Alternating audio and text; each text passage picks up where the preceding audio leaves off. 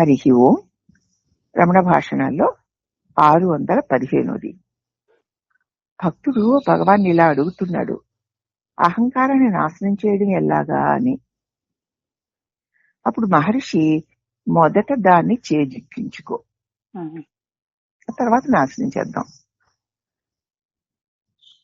చేజిక్కించుకున్న తరువాత దాన్ని నాశనం చేసే ఉపాయాన్ని అడుగుదుగాలే. ఈ ప్రశ్నలు అడిగేవారు ఎవరు? ఆ అహంకారమే కదా. అహంకారం ఎప్పుడైనా తన్ను తాను నిర్మూలించుకోవడానికి ఇష్టపడుతుందా చెప్పు? ఇష్టపడదమ్మా. ఈ ప్రశ్న అహంకారాన్ని పెంచేదే గాని తుంచేదేమీ కాదు. నేను అహంకారాన్ని నాశనం చేసుకోవాలనుకుంటున్నాను, ఎలాగ భగవాన్ అని అడుగుతున్నావంటే అహంకారాన్ని పెంచుకుంటున్నావు అనమాట. ఎందుకంటే అహంకారము నీ వెతికితే అది లేదు అని తెలుస్తుంది. అలా వెతకడమే దాన్ని నశింపచేసే పద్ధతి. ఈ అహంకారాన్ని నశింప చేసుకోవడానికి చేసే ప్రయత్నాలన్నీ అహంకారాన్ని పెంచేవే. అసలు ఈ అహంకారం ఎవరా అని చూస్తే అది లేనిదేనని నీకు తెలుస్తుంది. అదిగో ఆ వెతకడమే, ఆ చూడడమే దాన్ని నశింప చేయడం, అంతే. ఈ సందర్భంలో ఒక చిత్రమైన ఘటన జ్ఞప్తికొస్తోంది. భగవాన్ చెప్తున్నారన్నమాట.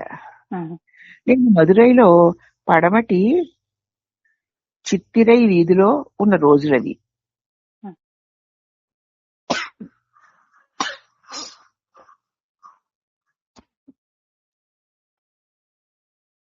భగవాన్ మదురైలో ఉన్నప్పుడు పడమటి వీధి చిత్తిరై అనే వీధిలో ఉన్న రోజులు. పొరిగింటైన వారింట్లో దొంగలు పడనున్నారని ముందే ఊహించి వారిని పట్టుకునే ఏర్పాట్లన్నీ చేసుకున్నాడు. పొరిగింటాయి ఆయన ఇంటి ఎదురుగుండా ఉన్నాయన ఇంట్లో దొంగలు పడేలాగా ఉంది కాబట్టి దొంగలు రాకుండా ఉండడానికి కావాల్సిన, వాళ్ళు పట్టుకోవడానికి కావాల్సిన ఏర్పాట్లన్నీ చేసుకున్నాడు. వీధి 2 చివర్లలోనూ మఫ్తీలో పోలీసులు పెట్టాడు. వీధికి ఆ కోసం ఈ కోసం మఫ్తీలో పెట్టాడు. పోలీసు వేషం కాకుండా మామూలు వేషాల్లో వేసుకుని పోలీసులు పెట్టాడు. అలాగే తన ఇంటి వెనక ద్వారం వద్ద సందు వాకిట కాపలా ఉంచాడు. అనుకున్నట్లే దొంగ రాను వచ్చాడు. అందరూ వాడిని పట్టుకోవడం కోసం పరుగులు పెట్టారు. పరిస్థితులు చూసిన వాడే బిగ్గరగా, పట్టుకోండి పట్టుకోండి, వాడిని పట్టుకోండి, వాడిని పట్టుకోండి, అదిగో చూడండి పరిగెడుతున్నాడు, అక్కడే వాడే అని అరుస్తూ వాడు తప్పించుకుని పారిపోయాడు. ఇదిగో ఈ అహంకారం గారి విషయం కూడా అంతే. దాన్ని వెతికితే అది దొరకదు.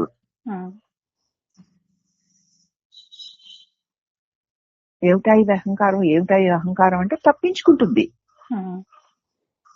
దొంగెవరా అంటే దొంగాడు కదా పంపుతాడు.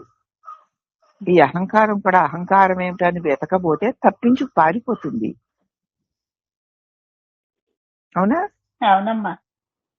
అందుచేత దాన్ని వదిలించుకునే ఉపాయం ఏమిటి? అది ఎవరా అని చూడు, అంతే.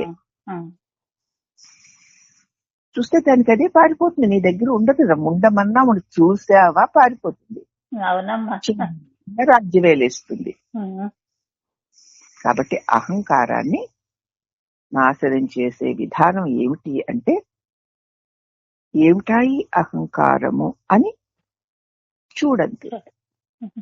చూస్తే లేనిది, చూడకపోతే పోనిది, అదే అహంకారం. ఎవరైతే అప్రమత్తతతో జాగ్రత్తగా ఈ నేనని లేచే అహంకారం ఎవరా అని చూస్తే అది లేకుండా పోతుంది. ఇంతకంటే మీదే ఉపాయం లేదు. అన్నిటికీ సూటి అయిన ఉపాయం ఇదే. ఎందుకంటే సమస్త అజ్ఞానానికి, విభ్రమలకి, జన్మ మృత్యువులకి కారణం ఈ అహంకారం అనే భావనే. దానిని ఇప్పుడిక్కడ పరిష్కరించుకుంటే చూస్తే పోయేది, చూడకపోతే పోనిది అయిన దానిని చూసి తొలగించుకో. దుఃఖరహితమైన నీ నిజ స్వరూపంగా నువ్వు నిలిచిపోతావు అనేటువంటి గొప్ప సందేశాన్ని శ్రీ రమణ భగవానుడు ఈ సందర్భంగా మనకి అందించారు. అట్టి శ్రీ రమణేశ్వరులకు శత సహస్ర కోటి వందనములు.